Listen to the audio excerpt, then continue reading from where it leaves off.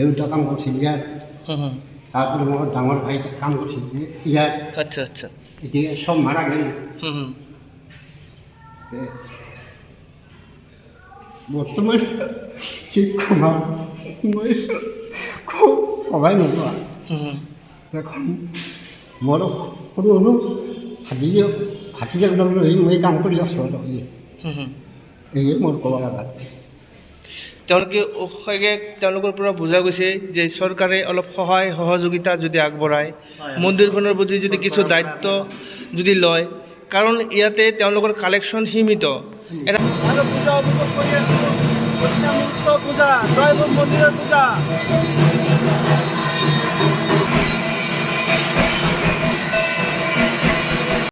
Hello' বন্ধুসকল, এতিয়া আমি গৈ আছোঁ জয়ভোমলৈ। জয়ভোম এটা শক্তিপীঠ, 52টা শক্তিপীঠৰ ভিতৰত এটা শক্তিপীঠ। আৰু ইয়াৰ গোৱালপাৰাত, বৰ্তমান আমি গোৱালপাৰাত আছোঁ। আৰু গোৱালপাৰাৰ পৰা মোটামুটি 50-52 কিলোমিটাৰ হ'ব নিলগত। গতিকে ভিডিঅ'টো চাই থাকিব। আৰু এতিয়া আমি যাত্ৰা আৰম্ভ কৰিলোঁ জয়ভোমলৈ। আমি গোৱালপাৰা টাউনতে আছোঁ, দুৰ্গা মন্দিৰত। আৰু দুৰ্গা মন্দিৰৰ পৰা পোনে পোনে গতি কৰিম এতিয়া আগিয়ালৈ। আৰু আগিয়াৰ পাছত যাম আমি লক্ষীপুৰ হৈ আমি যাম আপোনাৰ সোণাৰী। আৰু সোণাৰীতে আছে জয়ভোম শক্তিপীঠ মন্দিৰ। আমি গৈ আছোঁ ষ্টেট হাইৱে দি। আৰু ইপিনেত এটা এজ পাৰ ইনফৰমেশ্যন আমি গম পালোঁ যে ইপিনেদি ট্ৰেইন লাইনো হ'ব। আৰু ইয়াতে গৈ পাব ক'ত, আপোনাৰ ফুলবাৰী ন, ফুলবাৰী। গতিকে ভাল খবৰ গোৱালপাৰাবাসীৰ কাৰণে যে আমি ট্ৰেইন লাইন পাম, এই ৰাস্তাতে পাম। গতিকে চাই থাকক ভিডিঅ'টো। আগলৈ আমি গৈ আছোঁ জয়ভোমলৈ। প্ৰাকৃতিক সৌন্দৰ্য চাওক না, কিমান ধুনীয়া ঠাই। এতিয়া আমি পাইছোঁ দ্বাৰকা। ইয়াতে এটা মন্দিৰত আৰু পূজা এটা হয়, দুৰ্গা পূজা হয়। আৰু দ্বাৰকাৰ পাছত আমি গৈ পাম বাইদা, গজাপাৰাৰ পাছত মালাধৰাৰ পাছত বাইদাৰ পাছত ৰংচাইৰ পাছত মেডিপাৰাৰ পাছত আমি যাই পাম লক্ষীপুৰ ব্ৰিজ। আমি লক্ষীপুৰ মেডিকেল পালোঁ, BPHC। আজিকালি BPHC চেহেৰা বদলিছে অলপ, আগত দৰে নাই, বিল্ডিং হৈছে চাৰিওফালে। আগত সৰু সৰু ঘৰ আছিলে। আৰু আমি পোনে পোনে গৈ আছোঁ লক্ষীপুৰ বজাৰৰ পিনে। আপোনালোকে চাই থাকিব ভিডিঅ'টো। আৰু অলপ পাছতে আমি জমিদাৰৰ ঘৰৰ কেনেকৈ পূজা হয় এইখিনি চাম, ৰাজঘৰীয়া পূজা। আৰু এইটো যে চাইছে লক্ষীপুৰ ফিল্ড ময়দান, ইয়াতে বিহু ফাংচন হয় আৰু বিভিন্ন সাংস্কৃতিক অনুষ্ঠানবিলাক ইয়াতে আয়োজন কৰে লক্ষীপুৰৰ। গতিকে আমি আগলৈ গৈ আছোঁ। ওচৰতে আছে পৌৰসভাৰ পৰা আমি ৰাইট টাৰ্ণ ল'ম। আৰু ৰাইট টাৰ্ণ লৈয়ে অলপ পাছতে পাম আমি জমিদাৰ ঘৰৰ পূজা। গতিকে সোণাৰী যোৱাৰ আগমুহূৰ্ততে এই পূজাটো আমি চাম, আপোনালোকে চাই যাব। আমি অলপ ঘূৰি আহিলোঁ, ইপিনেদি গ'লে 36 কিলোমিটাৰ হ'লেহেঁতেন। গতিকে আমি লক্ষীপুৰ হৈ আহিলোঁ। গতিকে মোটামুটি ধৰক 50 কিলোমিটাৰ ওপৰত যাব, 55 কিলোমিটাৰ মান হ'ব।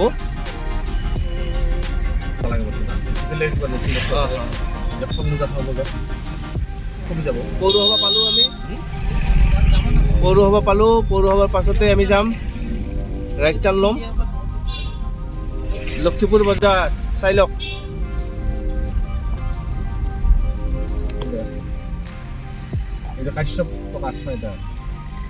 এতিয়া পাইছোঁ আমি লক্ষীপুৰ বজাৰ। এইটো চাওক লক্ষীপুৰ বজাৰ। আৰু পোনে পোনে আমি গৈ আছোঁ পূজা মণ্ডপৰ পিনে। ইয়াতে পাৰ্কিং পাম না নাই গেৰাণ্টি নাই, এনেই সাধাৰণতে পাৰ্কিং পোৱা নাযায়। আৰু আজি পাম না নাই সেইটো মানে সম্ভাৱনা কম আছে। চাওঁ কোন ঠাইত আমি গাড়ী ৰাখিব পাৰোঁ। আমি আহি পাইছোঁ লক্ষীপুৰ পূজা ধামত। আৰু ইয়াতে চাব জমিদাৰৰ দিনৰ 1786ৰ পূজা।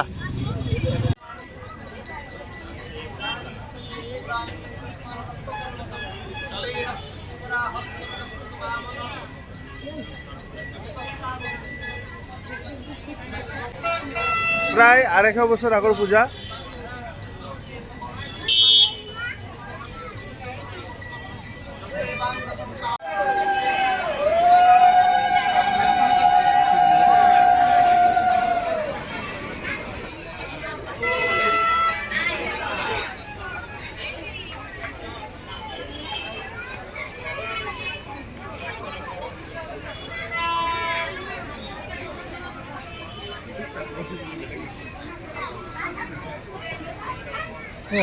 আমি এটা পূজা চাই আছোঁ ইয়াত লক্ষীপুৰত জমিদাৰ বাৰীৰ পূজা ইয়াত 1786 প্ৰায় 250 বছৰ আগৰ পূজা হ'ব গতিকে পূজাটো আপোনালোকে চাওক 250 বছৰ আগৰ পূজা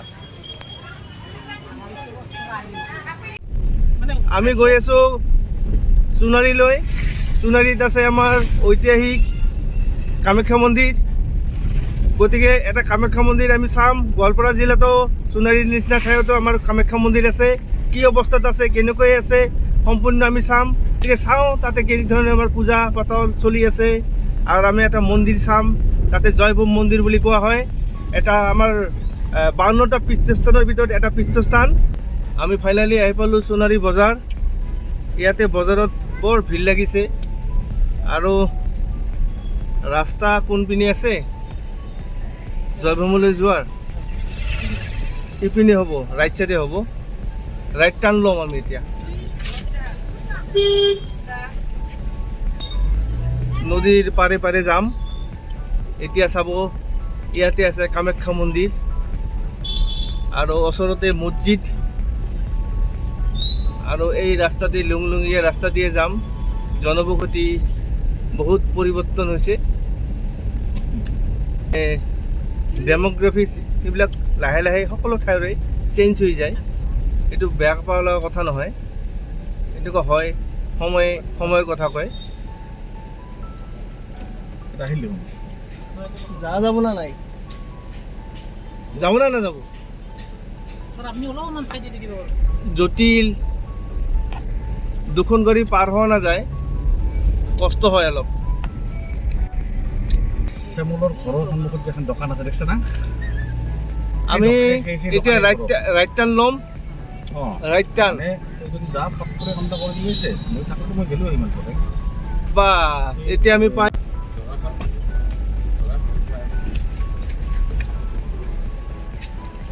এতিয়া আমি আহি পালোঁ জয়ভূম মন্দিৰ গণেশ আৰু আমি আগলৈ গাড়ীটো পাৰ্কিং কৰি চৌপাশৰ এলেকাবিলাক চাওক না এই আহিপাল ঘাটত নাও সোণাৰীৰ এই পৰিৱেশ এই 4টা 5টা নাও আছে আৰু চলি আছে চাইছে ৱাও ব্ৰহ্মপুত্ৰৰ কাষতে জয়ভূম মন্দিৰ আৰু তাৰ ওচৰ চুবুৰীয়া পৰিৱেশবিলাকক এনেকুৱাই পৰিৱেশ এই নাৱেদি আপ ডাউন কৰে তেওঁলোক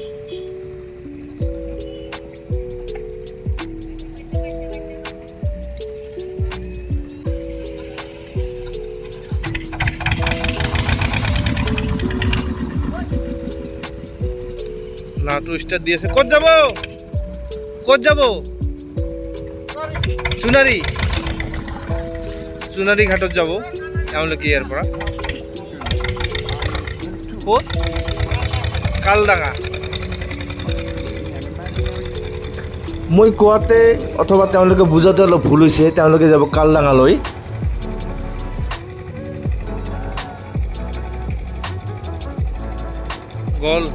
গুচি গ'ল আমি ফাইনেলি আহি পালোঁ জয়ভূম মন্দিৰ গতিকে জয়ভূম মন্দিৰৰ সম্পূৰ্ণ দৃশ্য আপোনালোকক দেখুৱাম চাই যাব এটাৰ পাছত এটা এইটো চাওক জয়ভূম মন্দিৰৰ চৌপাশৰ এলেকা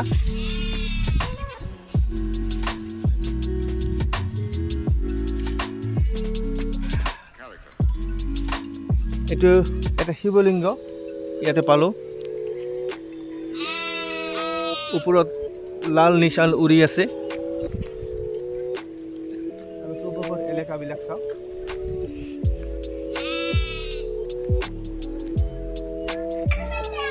জয়ভূম কামাখ্যাবাৰী তীৰ্থস্থান ইয়াতে আমি উপস্থিত হৈছোঁ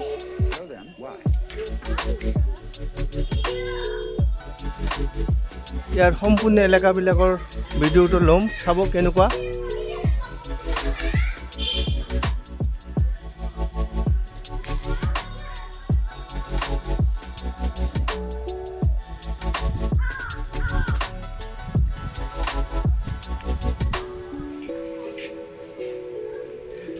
জয়ভূম কামাখ্যাবাৰী তীৰ্থস্থান জয়ভূম থানা লক্ষীপুৰ জিলা গোৱালপাৰা পিন নম্বৰ 783121।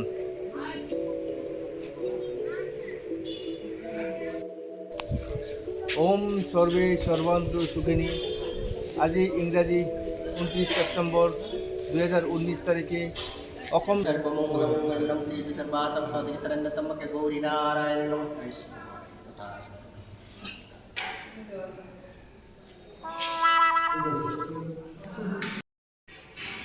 আমাৰ মন্দিৰৰ পূজাৰী এওঁ, আপোনাৰ নামটো জানিব মোৰ নাম পাৰিনে? অসীম চক্ৰৱৰ্তী, ঘৰ লক্ষীপুৰ। মই ইয়াত কামাখ্যা মন্দিৰত আজি পূজা কৰি আছোঁ অস্থায়ীভাৱে। স্থায়ীভাৱে এতিয়া আমাক দিয়া নাই, কমিটিও দিয়া নাই, চৰকাৰৰ পৰা কোনো গুৰুত্ব বা দায়িত্ব লোৱা নাই, আৰু কমিটিৰ পৰাও দায়িত্ব বা গুৰুত্ব দিয়া নাই। আচ্ছা আচ্ছা আচ্ছা আচ্ছা। এইটো বৰ দুখৰ বিষয়। এতিয়া মই ভাবি আছোঁ মই কি কৰোঁ নকৰোঁ, কেনেকৈ চলিম কেনেকৈ নচলিম। ইয়াত ভক্তবৃন্দ দৰ্শনাৰ্থী ইমান এটা নাহে, বহুত বেকৱাৰ্ড জেগা, বহুত বেকৱাৰ্ড প্লেচ ঠাই, আমাৰ হিন্দু বসতি কম, ৰাস্তা ঘাটো বেয়া। গতিকে এইবিলাকৰ ওপৰত চৰকাৰে বা আমাৰ কমিটিয়েও, পূজাৰ কমিটি দায়িত্ব অলপ গুৰুত্ব দিব লাগে। ঠায়ে ঠায়ে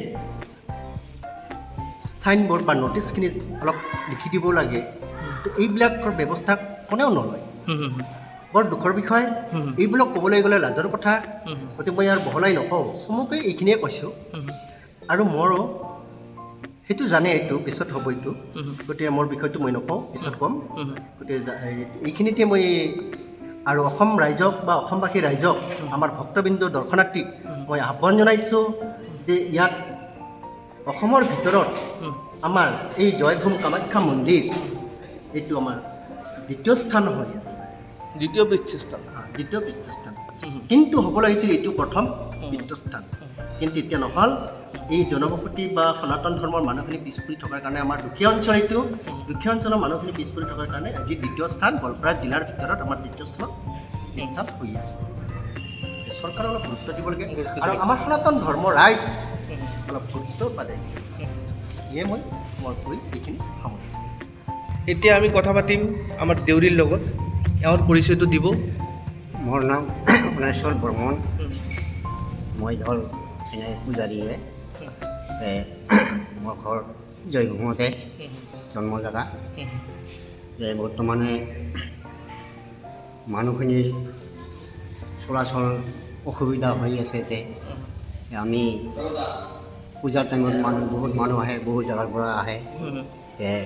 আমি ধৰ কোনো সংবিধান কৰিব নোৱাৰোঁ, কোনো সন্মান দিব নোৱাৰোঁ। ৰাইজে ধৰ মানুহ যিখিনি থাকে সেইখিনি দিব নোৱাৰে। ৰাইজে অলপ চৰকাৰে পৰাই সহায় কৰিলেহে আমি আগবাঢ়ি যাওঁ পাম। এইভাৱে আমি আৰু চলি আছোঁ আৰু পূজা পানী কৰি। এইখিনিয়ে মোৰ ক'ব। ঠিক আছে।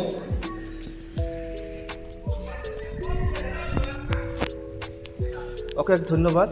ইয়াতে আমি লগ পালোঁ, তেওঁলোকৰ লগত কথা ক'লোঁ, আৰু মন্দিৰখনৰ বিষয়ে আমি বুজ ল'লোঁ, আৰু চৰকাৰকো আহ্বান জনালোঁ, আৰু ৰাইজকো আহ্বান জনালোঁ, যাতে আগন্তুক সময়ত আমাৰ এইবিলাক মানে যিবিলাক দুৰ্দশা আছে, বা মন্দিৰখনৰ ডেভেলপৰ কাৰণে, বা ইয়াৰ যিবিলাকে পূজা অৰ্চনা কৰে সেই মানুহবিলাকৰ কাৰণে আমি যাতে কিছু কৰণীয় আছে বা কৰিবলগীয়া আছে, কৰ্তব্য আছে, এইবিলাক কথা আমি উপলব্ধি কৰিব পাৰোঁ।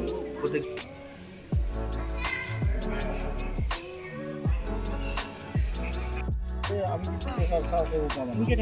আমি বাপু বুলি মাতিলে, ছাৰ খুৰা খুৰা মোক বাপু বুলি মাতিলে।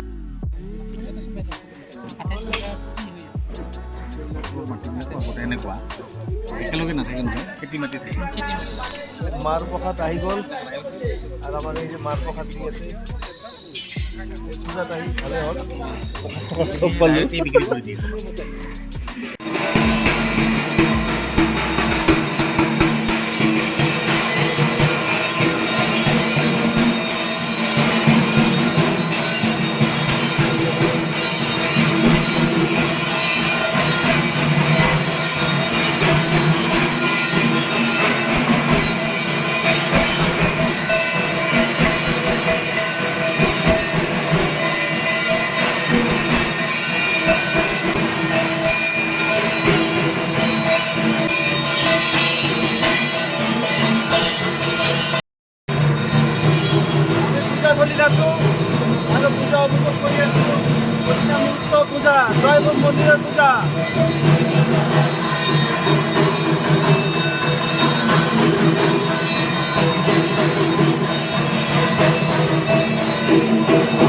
এলেকাবিলাক চাওক জয়ভূম মন্দিৰত আৰু ধাম ধুমুকা পূজা চলি আছে।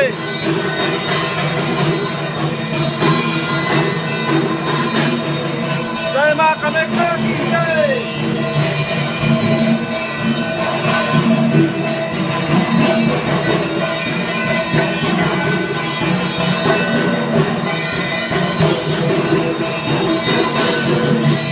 বন্ধুসকল, এতিয়া আমি ভিডিঅ'টো ইমানতে সমাপ্ত কৰিম আৰু আমি গৈ আছোঁ